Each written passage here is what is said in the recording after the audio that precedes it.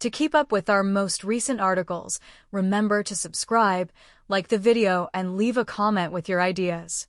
My living room carpeting was striped by the afternoon light as it slanted through the windows. The grandfather clock in the hall was the loudest sound on this peaceful Tuesday.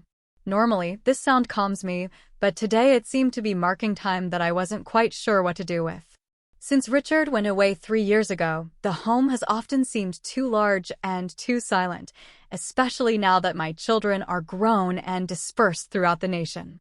I was contemplating whether to take on the rose bushes or take a sleep after finishing my tepid tea when I heard Carol Harrison's SUV rumbling next door. The type of neighbors you could count on for a cup of sugar or to watch after the home while you were gone were Carol and Tom. I was aware that Liam, their youngest, was coming. I assumed he was a software developer in his late 20s who lived on the West Coast. Over the years, I'd seen him about on vacations. He was a quiet, courteous young guy who always looked to be a little absorbed in his own world. Later that night, Community Park was the scene of the Neighborhood Association's annual summer pop lockdown. I would often bring my well-known potato salad, strike up a conversation for an hour, and then go home. The suburban ritual included it. But tonight was different. Perhaps it was just the need for a personal connection that wasn't filtered via a phone screen, or perhaps it was the lingering afternoon silence. I made the decision to go. There was a lot of activity in the park. Children screaming on the playground, people seated around picnic tables filled with food, and the scent of citronella and barbecue filling the air. I took a seat in the shade of a big oak tree on a bench that was a little less packed and close to the main crowd's edge. I had just placed my burger and pasta salad dish on my lap when I was shadowed. "Would you mind if I joined you?" The rest of the place seemed to be rather crowded. Liam Harrison was the one. He smiled slightly, almost shyly, and pointed hazily toward the packed tables. "Not at all," I shifted slightly and replied. "Lots of space." He carefully balanced his own plate as he sat down. I faintly recalled him as a gangly adolescent, but he wasn't. With his shoulders wide under a plain gray t-shirt, he had filled out. His eyes, which were a startling shade of green, like moss after rain, had thin lines around them when he smiled. For a little while, we sat in comfortable stillness, listening to the happy mayhem all around us. His hands caught my attention. They had long fingers, neat nails, and the appearance of hands that were familiar with both a keyboard and maybe a guitar. A little heat crept up his neck as he tucked them behind his legs after catching me staring. It was charming. Speaking up, I said, "Your mom's macaroni and cheese is legendary." He made a pleasant, quiet, and sincere chuckle. "Yes, she treats that recipe with the utmost secrecy. For years, I've been attempting to extract it from her." I grinned. "Some secrets are better kept that way. Enhances the enigma." He took a mouthful of the mac and cheese and nodded. After swallowing, he said, "You're Sarah, aren't you? My parents bring you up." I said, "That's me. The prodigal son, Andrew Liam, is back." He laughed once more or something. Needed a vacation from the hustle and bustle of the city. I reasoned that spending time at home and enjoying some of my mother's food could help. His voice had a little weight that tugged at the edges of his grin, a tiredness that had not been there only minutes before. That brief peek beyond the courteous exterior was unexpected. After that, we had no trouble communicating. Not really about anything important. We discussed the neighborhood's changes as well as the absurdity of the Homeowners Association's new lawn decoration regulations. I related a story about my daughter's recent botched baking effort, and he told me a humorous one about his cat back in Seattle. It was straightforward discussion, but behind it, I sensed an odd current. Not in the conventional meaning of the word. It was a feeling of familiarity, of seeing someone, of maybe being seen, in a strange, but not unwanted manner. He didn't treat me as a middle-aged lady passing the time at a potluck or his parents' neighbor.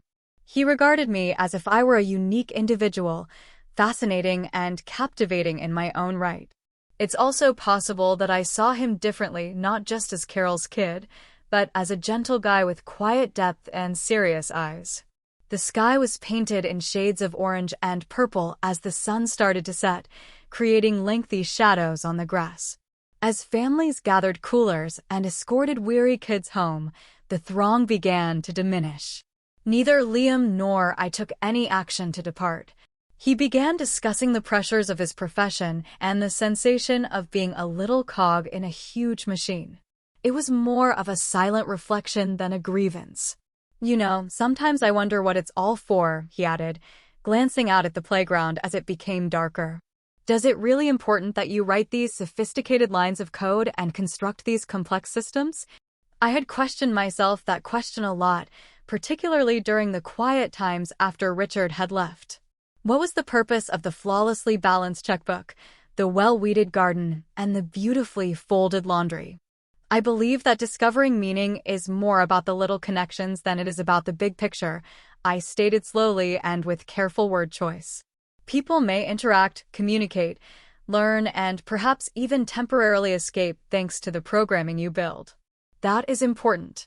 His emerald eyes searched mine in the last of the light as he turned to face me. "Do you believe that?" I said, "I do," in reference to this discussion. Although it isn't altering the globe, it could temporarily lessen the sense of loneliness in this little area. That is also important. His face lit up slowly, and this time the grin extended to his eyes. Indeed, he exhaled. "I suppose it does." As evening fully descended, we sat there watching the first stars pierce the twilight sky. The smell of moist ground and trimmed grass filled the air as it became colder. The effortless quiet came again, but this time it was tense, full of wordless comprehension. It was the sensation of discovering a secret port while having a private discussion behind an ancient oak tree. The days that followed went by in a nice, somewhat different cadence. I saw Liam sitting on their porch swing with the laptop, playing with the engine of his dad's old pickup vehicle, or walking their old golden dog. We would wave at one another and perhaps talk about the weather or the obstinate crowgrass that was encroaching on my flower beds for a few minutes across the fence. Every little exchange was like putting another brushstroke into a masterpiece I was unaware I was making. There was a welcome lack of pretension and a relaxed atmosphere between us. The plastic was digging uncomfortably into my fingers as I struggled with a hefty bag of mulch in my front yard one hot day. Liam appeared out of nowhere, running over the grass. "Sarah, do you need help with that?" Already grabbing for the bag, he questioned. "Oh, thank you, Liam." I puffed gratefully. This stuff weighs a ton. With ease, he lifted it and carried it to the rose plants I was tending to. "Absolutely no issue. You seem to be working quite hard on this." I sighed and wiped a drop of perspiration from my brow, trying to. "These flowers are more in need than my little children were." He chuckled as he carefully placed the mulch down. "Elise and my mom both say the same thing about her." Leaning against the oak tree that provided shade for my yard, he lingered. "I was wondering, actually," he began, glancing down at his hands before turning back to me. "I'm working on a personal project, and I'm attempting to debug a strange problem. To be honest, sometimes voicing it out helps. When I talk programming, my folks' eyes just become glassy. Would you? Would you mind listening for a little while? You don't have to." Sometimes the answer is revealed just by saying it aloud. I was touched as well as shocked. "Liam, I have zero knowledge of programming." Grinning, I cautioned him. "However, I listen really well. Bring up some grass." He took a plastic Adirondack chair from my porch and took a seat across from me in the shade of the dappled tree. When he opened his laptop, his face was faintly illuminated by the screen. He began by describing in terms I could comprehend, likening functions to certain culinary appliances and lines of code to recipes. His initial hesitation gave way to concentrated eagerness as he talked with passion. Naturally, I was not familiar with the technical specifics, but I could relate to his aggravation as he explained the malfunction and the cerebral barrier he was facing. I tried to follow the reasoning he presented while paying close attention and sometimes asking foolish questions. I never felt foolish for not understanding him. He just sought a new parallel or rephrased it gently. After 20 minutes or so, he paused abruptly, glanced at his computer, wrote frantically for a brief period, and then sat back in relief. Hold on a minute. I believe. That's it, indeed. Regarding the user input sequence, you inquire as to why that particular validation was required. I discovered that I had placed it in the incorrect module. A broad, disbelieving smile grew over his face as he glanced up at me. You're a genius, Sarah. I shook my head and chuckled. Not very likely.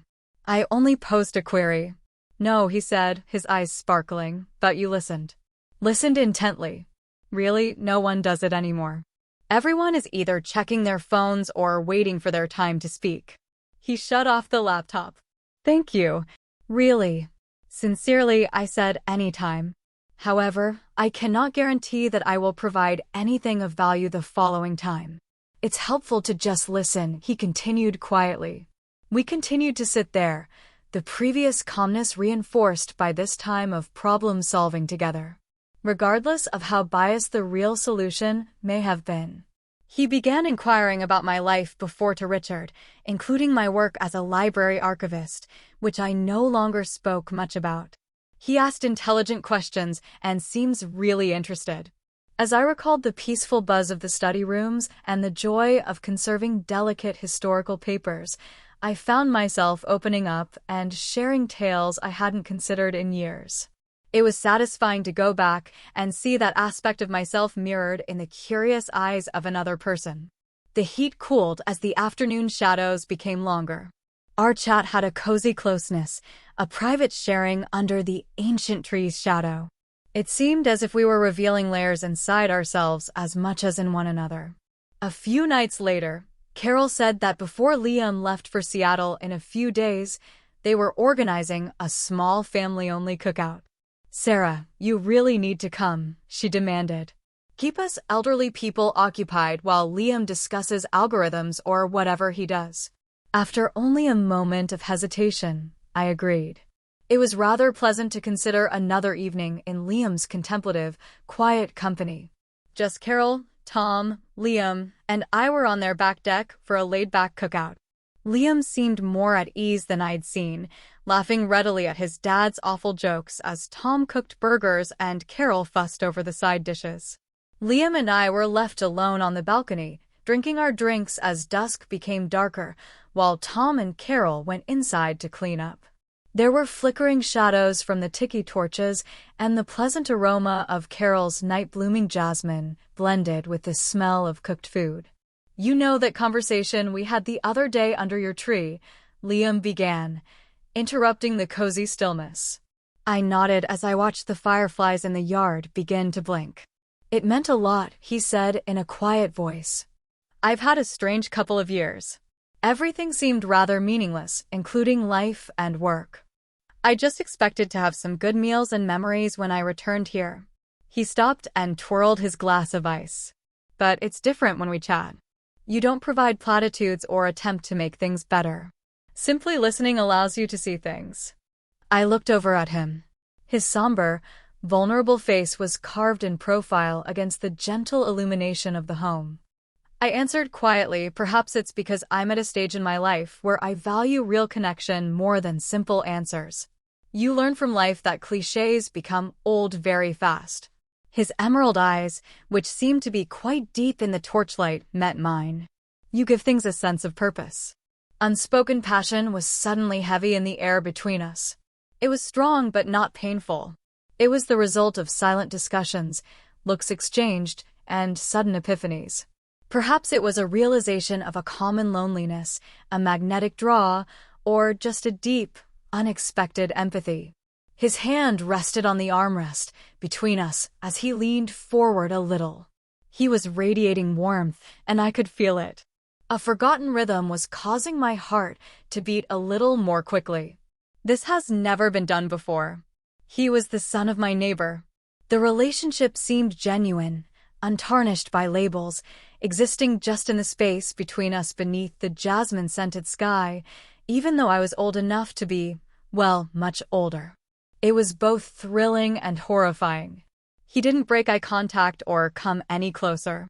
His eyes were full of respect and curiosity. It wasn't the predatory gaze that guys of all ages sometimes gave you. It was ambiguous, open, and even respectful. I was seen in that instant as myself, Sarah, a person with her own past, her own quiet power, and her own ability to connect, rather than as a widow, a neighbor, or an elderly lady. His fingers lightly touched the back of my hand lying on the chair arm as he gently extended his hand. It wasn't nearly a caress. It was a point of contact that was simultaneously grounding and electric. Between us, a weak but distinct spark leaped. My breath caught. I didn't back off. I was unable to. For just a heartbeat, his contact remained, a wordless recognition of the energy that was circulating between us. Then, just as carefully, he pulled his hand away, his eyes briefly averting before returning to mine. A little, somewhat melancholy grin came to his lips. His voice trailed off as he replied, "My flight is on Saturday." Gently yet firmly, reality stepped in. Even though it was strong and unexpected, this connection was a part of our individual lives. He was from a different age, lived across the country, and had a more laid-back, calmer route than I had. "I understand," I said in a similarly low voice. No additional words were required. The culmination, an emotional high characterized by restraint, unsaid depth, and mutual respect, was the actual moment, that fleeting contact, the shared gaze. It wasn't about going for something unsuitable or unachievable. It was about appreciating the beauty of a bond formed under the most unlikely of conditions. On a sunny summer night, two persons shared a secret in their own space. For many more minutes, we sat in quiet while the intensity gradually subsided and was replaced with a cozy, melancholy serenity. The magic was broken when Carol and Tom returned outside, but the memory of it was still there, etched in the night air. 2 days later, Liam was gone. At his parents' driveway, we said farewell with grace. A straightforward handshake and a glance that conveyed the significance of our unsaid moments. "Thank you for everything, Sarah," he said. "Goodbye, Liam," I answered. "Don't treat your parents like strangers." I wasn't exactly sorry when his vehicle vanished down the street. I felt wealthy instead. It didn't feel quite so empty in the silent home. The sound of the ticking clock seemed less lonesome. My life's basic realities had not altered as a result of that fleeting, unexpected encounter with Liam, but something inside of me had. It made me realize that vulnerability was a strength, that emotional connection could develop in unexpected places, and that being fully seen, even for a little moment, was a priceless gift. It served as a reminder that moments of shocking, unanticipated beauty and connection might still occur in life, even in its peaceful middle chapters. After making myself a new cup of tea, I returned inside and sat by the window, observing the afternoon light as it slanted through the blinds. The rug stripes were brighter now in some way.